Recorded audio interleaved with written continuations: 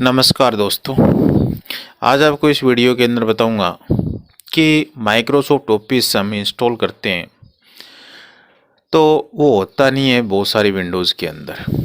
उसमें सबसे मोटा एरर आता है 1935 1935 का एरर आता है।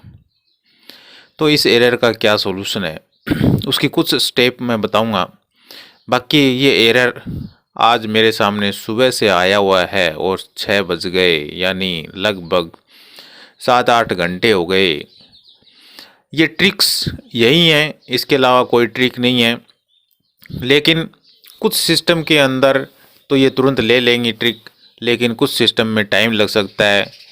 और इसके लिए क्या करना है उसकी पूरी जानकारी जो है आपको मैं स्टेप बाय स्टेप इस आपके वीडियो के अंदर दूंगा।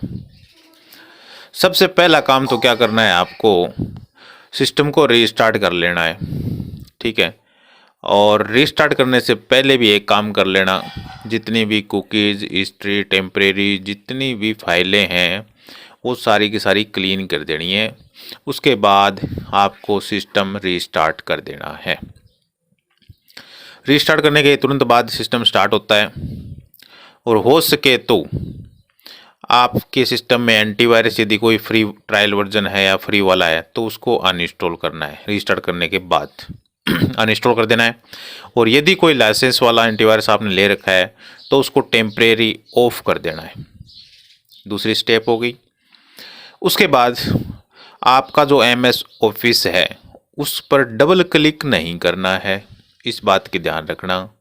डबल क्लिक नहीं करना है, उसको राइट क्लिक करके सेटअप फाइल पर राइट क्लिक करके रन एज एडमिनिस्टर करना है, ठीक है। उसके बाद पूरी प्रोसेस चलेगी और प्रोसेस चलने के बाद में या तो सक्सेसफुल हो जाएगा वो, नहीं होगा तो फिर आपको आगे की स्टेप अपनानी है।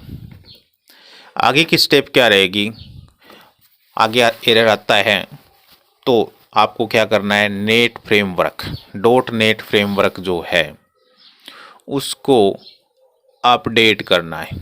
उसके लिए आप क्या करें, सबसे पहले कंट्रोल पैनल में जाएं, प्रोग्राम्स में जाएं और वहाँ पे एक ऑप्शन मिलेगा आपको साइड में कोने में, turn window feature on off, ठीक है। इसके ऊपर आपको क्लिक कर देना है। क्लिक करने के बाद .NET फ्रेमवर्क 3.5 और 4.8 इनेबल मिलेंगे, ठीक है।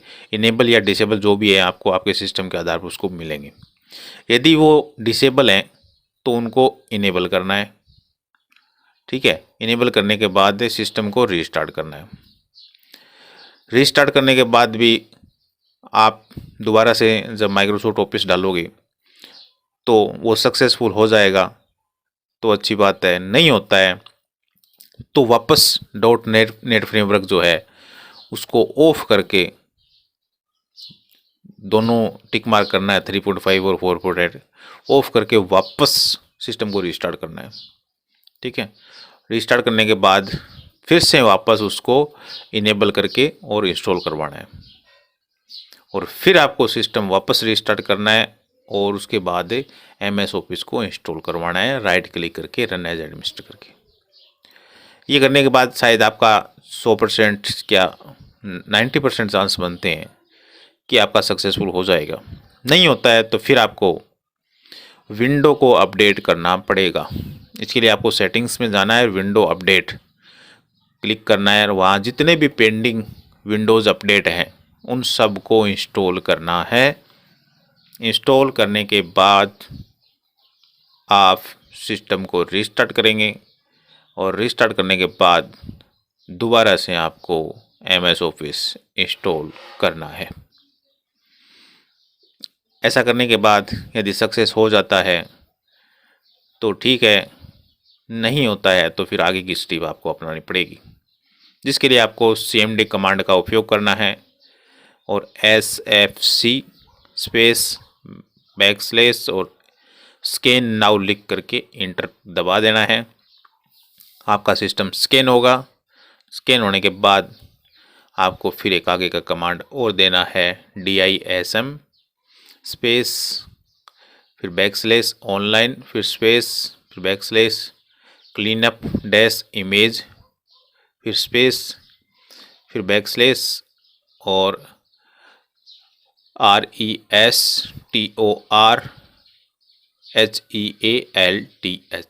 रिस्टोर हेल्थ लिखना है और इंटर दबा देना है। इतना करने के बाद सिस्टम को रिस्टार्ट करना है। रिस्टार्ट करने के बाद वापस से आपको सेटअप चेक करना है ऑफिस का। फिर भी नहीं होता है तो आपको एक डाउनलोड करनी है माइक्रोसॉफ्ट ऑफिस क्लीनअप टूल, ठीक है।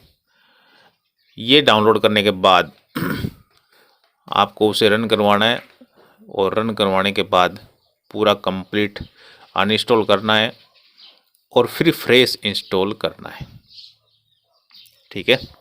फ्रेश इंस्टॉल करना है। इसमें टाइम लगता है थोड़ा सा, आपके सिस्टम पर डिपेंड है कि कितना टाइम लगेगा। ये करने के बाद आपको सिस्टम रिस्टार्ट करना है। रिस्टार्ट करने के बाद MS ऑफिस को चेक करना है और दोबारा से इंस्टॉल प्रक्रिया शुरू करनी है।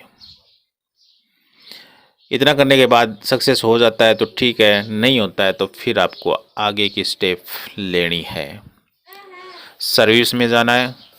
सर्विस में जा कर के वहाँ पे आपको विंडो मॉड्यूल इंस्टॉलर चुनना है और वहाँ पर स्टार्ट कर देना है उसको, यदि ऑफ है तो, और ऑटोमेटिक पर क्लिक करना है। ऑटोमेटिक करके उस चीज़ को, विंडो मॉड्यूल इंस्टॉलर है उसको स्टार्ट कर देना है। ये करने के बाद सिस्टम को रिस्टार्ट करना है। रिस्टार्ट करने के बाद वापस से MS ऑफिस को चेक करना है। हो जाता है तो ठीक है, नहीं तो फिर आगे की स्टेप आपको लेनी पड़ेगी। आगे की स्टेप ये है कि आपका जो MS ऑफिस है वो क्रैक वर्जन में हो, मॉडिफायर ऑफिस यूज़ मत करना, ठीक है। और ऑफिशियल यूज़ आपको इंस्टॉलेशन करना है। आपकी जो स्पेस है C ड्राइव की वो कम से कम 5 से 10 GB होनी चाहिए। यदि वो नहीं है तो फिर आप इसको इंस्टॉल नहीं कर पाओगे और आपको स्पेस बढ़ाना पड़ेगा। इसमें 90% केस के अंदर 3 चीज़ें ही सबसे महत्वपूर्ण होती हैं। पहली, नेट फ्रेमवर्क इनेबल करना है, रिपेयर करना है, ठीक है। दूसरी, विंडो जितनी भी अपडेट बाकी है वो सारी की सारी करनी है, और CMD कमांड SFC वाला और DISM, ये सबसे महत्वपूर्ण चीज़ है। इसको आप अपडेट कर दें। अपडेट करने के बाद आपका 90% चांस बन जाता है कि ये चल जाएगा। 90% ये है, ये मेन बीमारी जो होती है वो नेट फ्रेमवर्क की होती है और विंडो अपडेट की होती है। उसके बाद ये हो जाता है। यदि नहीं होगा तो फिर अंतिम उपाय आपको क्या करना है वो आपको मालूम ही है, आपको विंडो फॉर्मेट करनी पड़ेगी। इसके अलावा कोई उपाय नहीं है, विंडो फॉर्मेट करना पड़ेगा और विंडो फॉर्मेट करने के बाद ही आप उस चीज़ को इंस्टॉल कर पाओगे। विंडो फॉर्मेट करने का तरीका सही होना चाहिए। C ड्राइव को पूर्णतः डिलीट मारना है पहले। मान लो कि आप जब प्रोसेस करो विंडो की तो C पार्टीशन पूरा का पूरा डिलीट होना चाहिए और फिर नया पार्टीशन क्रिएट करना है, और नया पार्टीशन क्रिएट करने के बाद उसके अंदर विंडो इंस्टॉल करनी है। विंडो इंस्टॉल करते ही सारे के सारे जितने भी अपडेट्स हैं वो आप उसको कर देना है। एंटीवायरस नहीं डालना है। एंटीवायरस डालोगे तो उसमें दिक्कत आएगी। एंटीवायरस बिल्कुल भी नहीं डालना है और उसके बाद ही आप आगे की प्रोसेस करें। इतना करने के बाद आपका सेटअप हो जाएगा। नहीं होता है तो फिर आपका जो सॉफ्टवेयर है MS ऑफिस वाला, उसी के अंदर कोई ना कोई दिक्कत है, उसको आपको चेंज करना पड़ेगा, दोबारा से डाउनलोड करना पड़ेगा या दूसरी कॉपी लेके आनी पड़ेगी और उसके बाद इंस्टॉल करना है, और उसके बाद आपका 100% सक्सेस हो जाएगा। सूचना से लेकर चैनल को सब्सक्राइब कर दें, लाइक करें। थैंक यू, धन्यवाद।